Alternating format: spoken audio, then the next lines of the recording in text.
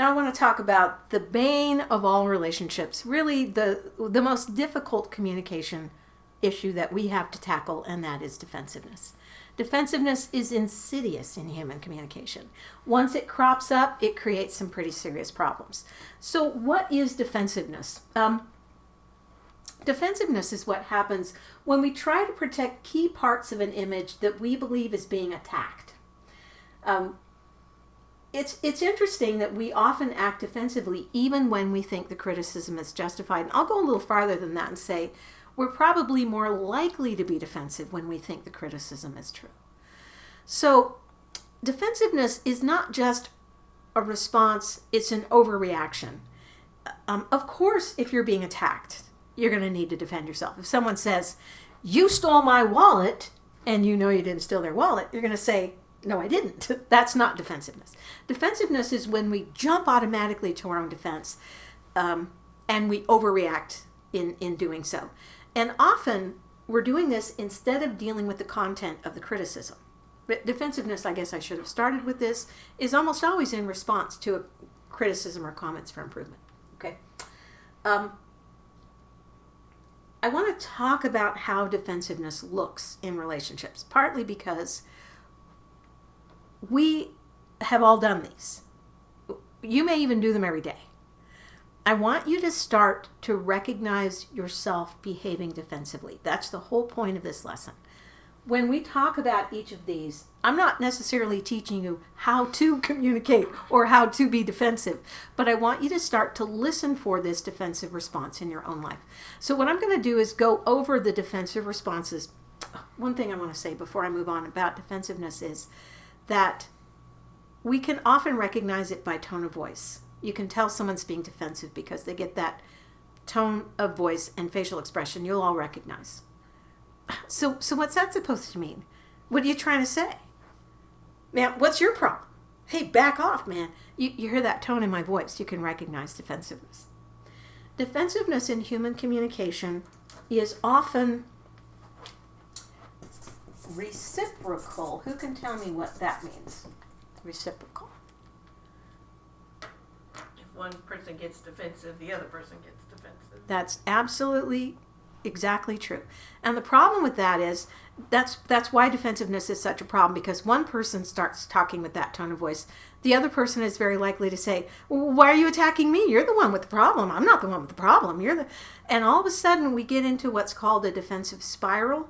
The quality of the communication decreases and our odds of solving the problem have gone away completely. We're just not going to be able to do it. So the best way to deal with defensiveness, we're gonna look to Mr. Gibb here to take a look at some ways to prevent it from happening. But first, what does defensiveness look like? So the first, these are defense mechanisms. We call them that. They're ways that we behave defensively. And this is where I want you to role play with me a little bit, okay? I'm going to give you a criticism, and then I want you to demonstrate each of these for me. I'll tell you how to do it. And once again, there's no right or wrong answer. And I want everybody to participate. Okay, so the first one is called attacking the critic. And what attacking the critic is instead of dealing with the content of the criticism, you attack the person back that's criticizing you. You can attack them on the same issue or some other issue. Okay, so who'd be willing to practice this one with me? I'll give you a criticism and then you attack me back. Okay, great, Sammy. So I'm going to use the same criticism every time just to make it simple. Okay, so Sammy, you didn't do the dishes last night like I asked you to. Well, you didn't vacuum the floor like I asked you to. Okay, perfect, exactly. Now, does this sound familiar to you? Because we do this all the time, right? Why is that defensive? How is she defending herself by attacking me? What does that have to do with defensiveness? Putting the focus not on me and back on you. That's exactly right. Now all of a sudden the spotlight's on me and I've got to go, wait, hey, and I have to explain myself. So you're protecting yourself by deflecting the negativity over to the person that's criticizing you. Okay. Now, I want to say it may be true that I haven't done the dishes, or I haven't vacuumed, was what you accused me. That may be true, but it's beside the point, because what we're talking about is the dishes. Okay. So, and when we get over to here, we'll talk about ways that you can respond non-defensively. Okay. Great. Okay, so the next one is called a rationalization. A rationalization is basically an excuse. It's called an excuse because you're trying to make what you're saying sound rational or reasonable. This is very, very common. So who would be able to give me an example of this? All right. Now, Steve, you didn't do the dishes last night like I asked you to. Well, you didn't do the vacuuming like he asked you to, and I wanted you to know what that felt like. Oh, my goodness. Not be, doing something that you were asked to do. Wow, that is excellent. Okay, so he gave a really good rationale, right? Reasoning behind what he did that actually was kind of effective, right? Now, my students, when we play this game, will often say to me, well, I was too busy because I had homework to do. And that one kind of works with me, right? As a teacher, if my son were to use that excuse, I have a hard time arguing with him about that because, homework is probably more important. Okay, both of those were excellent examples. Compensation has to do with trying to make up for a weakness in one area by beefing yourself up in another area. Like, oh yeah, you're right. I have a failing here, but look at this other good quality about me. So you're trying to compensate for it, make up for it. Do you think maybe he's compensating for something? So who'd be willing to try this one?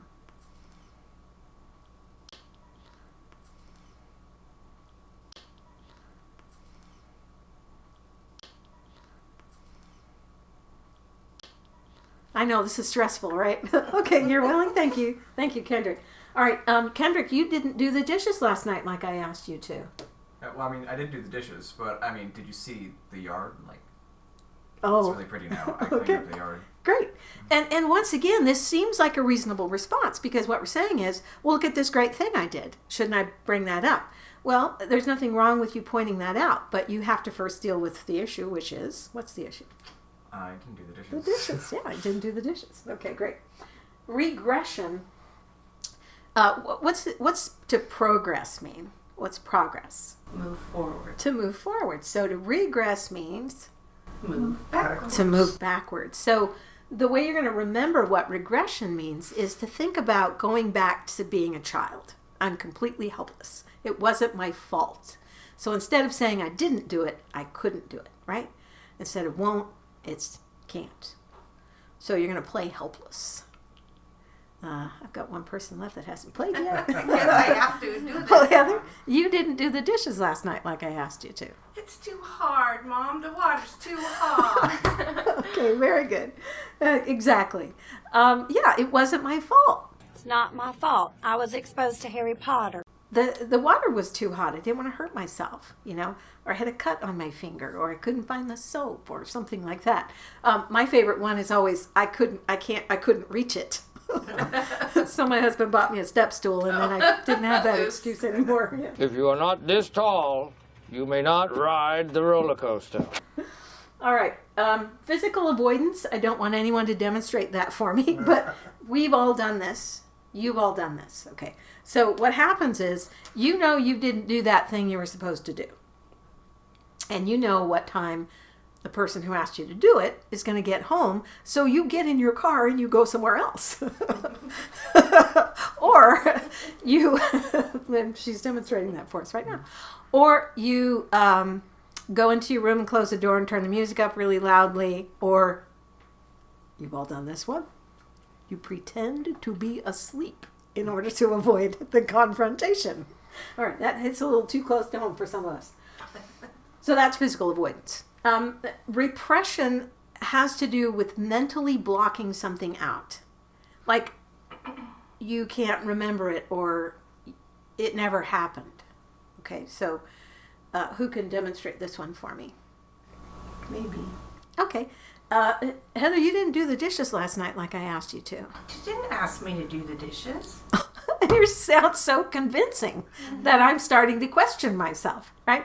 Don't we do this all the time? Did you ask me? Are you sure? I never got that text you sent, or I didn't see that note. It's easy. Sometimes we even do it half-consciously. Maybe you really did forget, but it's because you didn't make the effort to remember that somebody asked you to do something most of the time. Okay.